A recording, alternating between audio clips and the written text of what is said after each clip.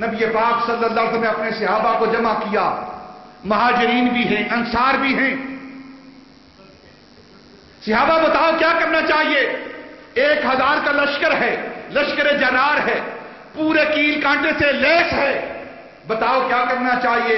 سب سے پہلے سیدنا ابو بکر کھڑے ہوتے ہیں۔ ابو بکر تیرا پہلا نمبر ہے، اسلام لانے میں تیرا پہلا نمبر۔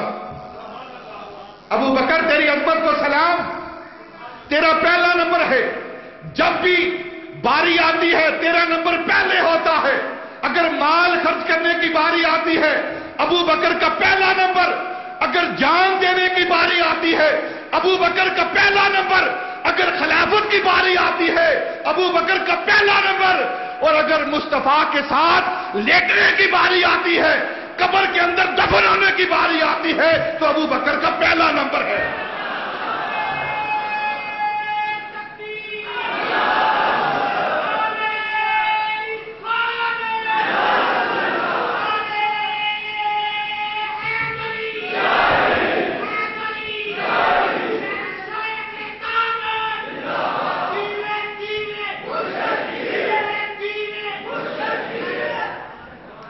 ابو بکر کھڑے ہوتے ہیں، یا رسول اللہ اگر وہ کفار مکہ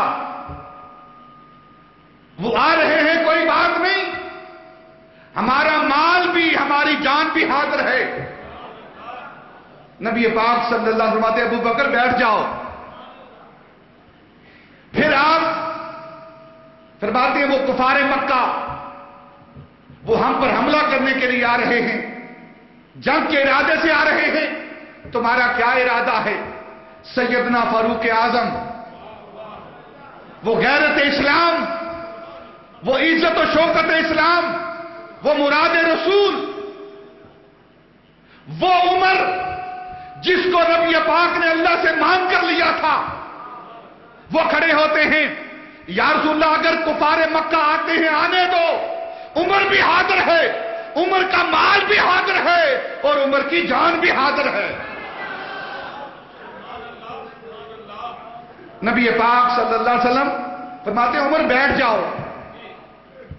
پھر نبی پاک فرماتے ہیں میرے صحابہ بتاؤ تمہارا ارادہ کیا ہے؟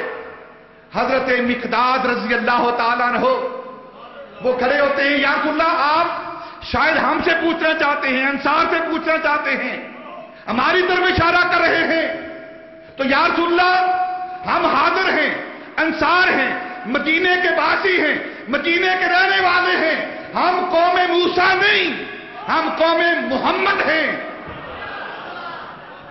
اگر ہماری طرف اشارہ ہے، ہم سے پوچھنا چاہتے ہیں، ہم قوم موسیٰ نہیں، ہم قوم رسول ہاشمی ہیں، ہم قوم کلیم نہیں، ہم قوم حبیب ہیں۔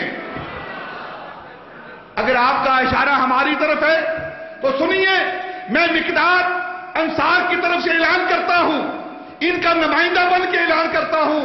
اعلان کیا ہے کہ ہم جس طرح موسیٰ کی قوم نے، موسیٰ کے حواریوں نے یہ کہا تھا فَاذْهَبْ أَنْتَ وَرَبُّكَ فَقَاتِلَا أَنَا هَاهُنَا قَاعِدُونَ، جب انہوں نے یہ کہا تھا ہم یہ نہیں کہیں گے کہ اے موسیٰ تو جا اور تیرا رب جائے اور جا کر تم لڑائی کرو، ہم یہاں بیٹھتے، ہم یہ نہیں کہیں گے۔ ہم کیا کہیں گے؟ یا رسول اللہ آپ ارادہ فرمائیے، حکم فرمائیے، یہ انصار مدینہ آپ کے آگے پیچھے دائیں بائیں آپ پر اس طرح قربان ہوں گے جس طرح شمع پر پروانے قربان ہوتے ہیں۔ جب یہ خطاب حضرت مقداد نے کیا، نبی پاک صلی اللہ علیہ وسلم کا چہرہ خوشی سے تمتما اٹھا، آپ مسکرانے لگے۔ ابھی حضرت مقداد بیٹھے ہیں اور حضرت سعد بن معاذ رضی اللہ تعالیٰ عنہ کھڑے ہو جاتے ہیں، وہ بھی انصاری ہیں۔ یا رسول اللہ آپ انصار کی بات کرتے ہیں، ہمارے ارادے جاننا چاہتے ہیں کہ ہم کس طرح لڑیں گے۔ یا رسول اللہ آپ کہتے ہیں کہ مکے سے یہ قریش کے لشکر آ رہا ہے، یہ قریش کیا شے ہیں، یہ کیا چیزیں ہیں، یہ کیا بلائے ہیں، اگر آپ ہمیں حکم دیں یہ قریش اور قریش ہیں، اگر آپ ہمیں حکم دیں تو سعد بن عبادہ، سعد بن معاذ اور تمام انصار مکہ یہ جنوں اور دیواؤں سے بھی لڑنے کے لیے تیار ہیں۔ یہ تو انسان ہیں، مکے کے لوگ ہیں، کافر ہیں، مشرک ہیں۔ ہم سعد بن معاذ اپنے انصار کی طرف سے اعلان کرتا ہے، آپ ہمیں حکم دیجئے کہ ہم نے جنوں کے ساتھ لڑنا ہے، دیواؤں کے ساتھ لڑنا ہے، ہم لڑنے کے لیے تیار ہیں۔ اگر آپ ہمیں حکم دیں تو ہم سمندر میں چھلانگیں لگانے کے لیے تیار ہیں، نبی کا حکم ہو تو پھاند جائیں ہم سمندر میں، جہاں کو ماو کر دیں نعرہ اللہ اکبر میں۔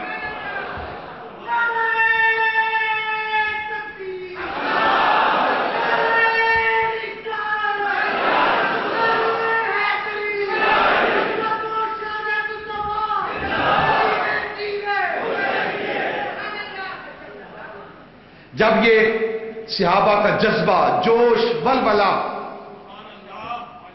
نبی پاک صلی اللہ علیہ وسلم نے سنا اور دیکھا تو اللہ کا محبوب خوش ہو گیا۔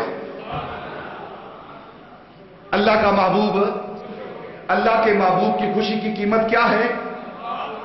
آؤ سیدنا عمر فاروق سے پوچھتے ہیں۔ ایک دن حضرت عبداللہ بن مسعود رضی اللہ تعالیٰ عنہ نے کوئی بات کی،